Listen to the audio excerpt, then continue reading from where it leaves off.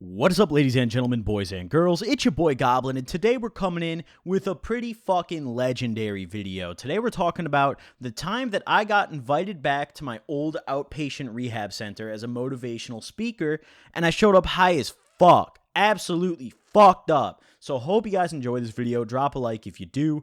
Also, hit me up on Instagram. Where the fuck y'all at? Links in the description. At the GBLN. Follow me right now. THEGBLN. That's my @. Follow my ass. No exceptions. I'm 200 followers off 23K. Give me 23K. That's Jordan's number. Hey, that's an important one for us Chicagoans here, okay? 23K, give me that shit. Either way, without further ado, hope you guys enjoy. Let's dive right into it. Also, Coke Chronicles 5 tomorrow, so everyone in the comments doesn't fucking shit their pants. Calm down, all right? It's going to be okay. But either way, let's dive right into it. So, this happened quite a while ago now, actually. I want to say it was almost 2 years ago on the dot, because I went in to speak at this place about, I want to say it was probably 3 or 4 times in total. And every single time I showed up high as fuck. And I remember this really vividly because it wasn't just like me getting faded like I would nowadays. This happened right when I got off probation. So my tolerance was like nothing. And I was actually faded as shit. Like, not just like, you know, how I say I am. Like, yeah, I was pretty stoned. Like, I felt like high school high again. Like, I was stupid. And either way, how this unfolded was, I don't know what kind of, like, moment I had, but I just decided to, like, email my old counselor from this outpatient rehab place, because he was pretty cool, and just say what's up. And lo and behold, we're conversating a little bit, and he asked me to come in and speak to the group that I used to be a part of, right? I used to be a part of the adolescent group. You know, it's like, I think kids ages like 14 to like 17, I think was the age range. I don't fucking know.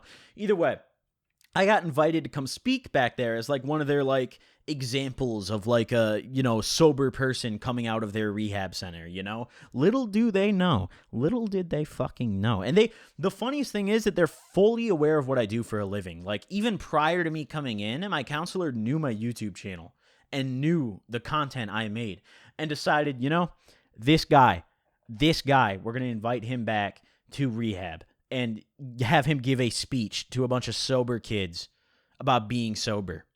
So here I am with this invitation, and I'm like debating on ignoring it. Like, I'm like thinking about declining it, but then I'm like, wait a minute. I just gotten off probation, right? Like, I'd been off maybe a week. I'd only been smoking again maybe for a week. So I was getting faded off like one tap of the blunt still, right? And, well, maybe not literally one tap, but, like, one blunt would have me fucking gone, dude. Like, I could definitely, a blunt could last me 2 sessions still at this point, right? Because I hadn't smoked in a year. I just got off probation for a year prior to this, right? So, I'm thinking about it, and I don't respond immediately, right? I go, I smoke. I'm faded. My high ass says, yo, that would be so funny if I accepted and then went in there just fucking ripped.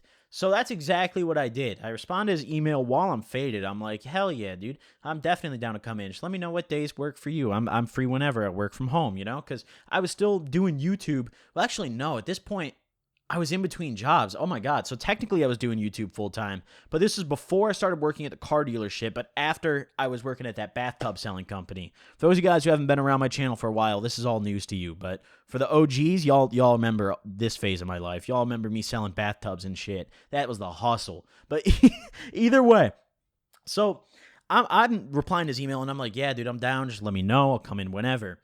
I'm like, all right, I don't even know what I'm supposed to say, like, right? Like, what, like, I was given no instruction, right? So he replies to my email the next day. He's like, yeah, how about, like, Tuesday? I remember it was a Tuesday. And I'm like, oh, yeah, for sure, dude. Tuesday sounds good. I'll come in at, like, 10 o'clock in the morning, right? So I set my alarm for 8 a.m. on a Tuesday morning while I'm unemployed. Even while I'm employed, I don't even wake up that early. Unemployed, well, technically not unemployed. I had YouTube, but hey, either way, hey, self-employed, hey, no version of me is waking up at 8 a.m., okay? Except for this version of me, the amped to go troll the fuck out of my rehab me was down as hell to get up at 8 a.m., right? So my alarm set, I wake up, I'm all hype and shit. my mom asked where I'm going. I'm like, oh, I'm going to give a speech at my old rehab place. And she's like all proud of me and shit. She's like, oh yeah, good shit. Like, oh, that's great. That's really amazing. And I'm like, yeah, here I go. I'm being a good sober example. Meanwhile, I had like a video rendered probably about like crack or some shit. And here I am. Hop in my car. At the time, I was still whipping the Honda Civic. Hop in my car. Push the fuck out of it to this rehab center. Now, I already had a blunt, right? I'm still on my blunt shit. And I already had a blunt rolled, right? I had a swisher. I had no need to face the whole thing. So while I'm driving there, I got the windows down, playing some music, facing this blunt, just cruising, having the time of my life. And I left my house at about like 9:30. This place is like 25 minutes away, right? Wanted to make sure I got there a little early. So I pull up. By the time I get there, I'm fucking ripped. I put out the blunt like halfway through because I was still at that stage where like I didn't even need to K a blunt, right? So I put out that blunt halfway through and I'm fucking stuck. I'm faded as shit. I don't remember what like strain it was that I'd smoked, but it was for sure some indica because I was plastered. And I'm sitting in my car in the parking lot, just watching the clock like get closer to 10.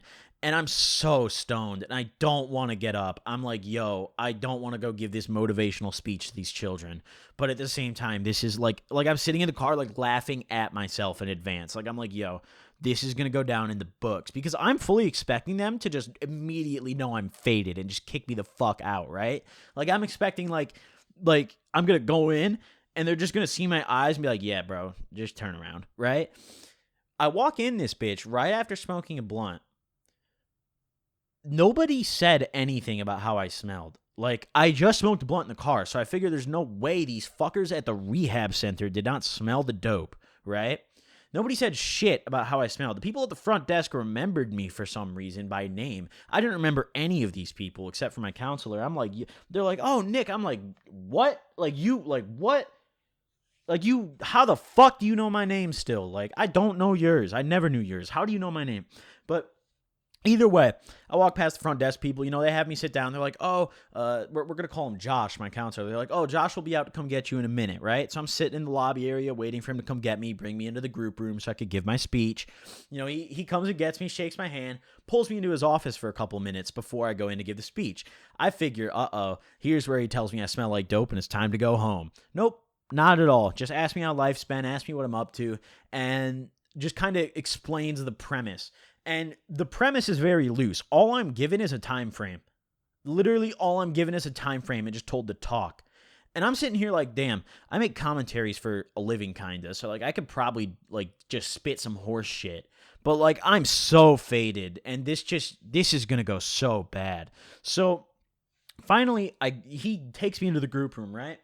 I sit down in front of these kids. All these kids are fucking bewildered, dude. All these kids are looking at me like, who the fuck is this guy? Because they've been told in advance that, like, some motivational speaker, sober guy is coming in to speak to them. And every time that happened while I was in rehab, it was like a 40-year-old man. So for me to come in, and I stepped the fuck out on this day. I was actually dripping. I'm pretty sure, I don't remember what fit I had, but I remember I had my old Gucci watch on.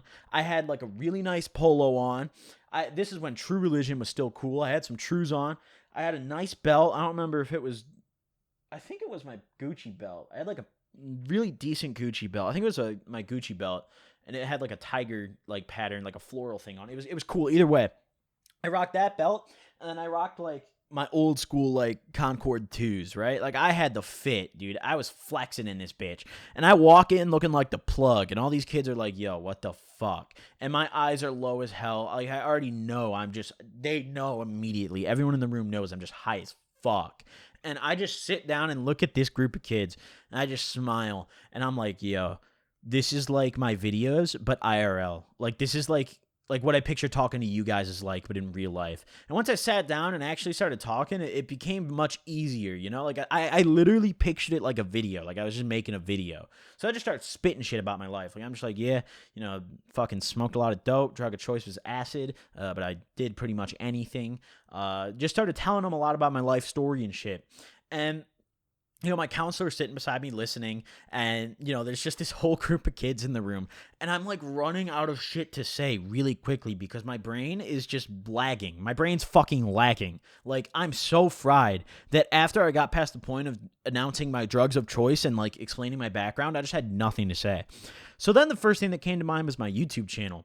And I'm like, oh, while I was in high school fucking smoking crack and shit, I didn't, really have a job or anything or make good money. But now I do YouTube.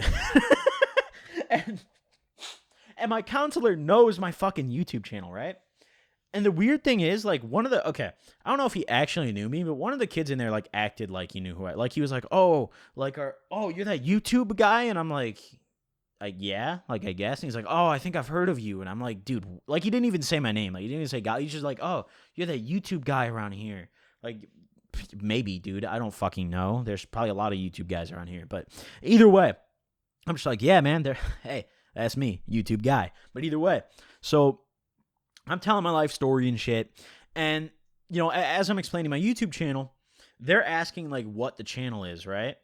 And I look over to my counselor and I'm like, can I plug it, right? Because he knows the kind of content that I make. And he's like, yeah, go ahead. It's not glorifying or anything. And in my head, I'm like, yo, literally all I do is glorify drugs on the internet. Like, what, dude? But either way, I'm like, all right, fine, bet. So I tell them my channel. They're asking, like, how many followers I have and stuff, because nobody is allowed to have phones in the group session room. So none of them could just go on their phone and, like, look up my channel. So they're asking, like, how many subs I have. I think at the time I only had, like, 25K or some shit. Like, 25K, which is still a lot, but compared to where I am now, that's not shit. But either way, at the time I had like 25K, and they were like, ooh, clout. They were all like, damn. And I'm sitting there talking about it, and it went probably as far from how I expected it as I possibly could have. Like, as it possibly could have, right? After I'm done giving this, I get walked out by my counselor. They're asking me questions and stuff, like not many, like, super detailed questions. Like, I think one of them asked, like, fucking what games do you play? Because, like, when they asked what kind of videos I made, I just said, like, gaming. And I said, like, Call of Duty and shit. Like, just very base level shit. So after I'm done giving this speech, they all clap and shit, do their, little orchestrated thing. I think one of the kids even, like, shook my hand, dude. I felt like I was making, like, a presidential bid or some shit. And I'm walking out. My counselor, Josh, is like, yeah, great job. Let me know if you ever want to come back again. And this entire event unfolded over 45 minutes. So I'm still just as high as I was when I walked in. And I look at this man and I smile and I shake his hand and I say, for sure.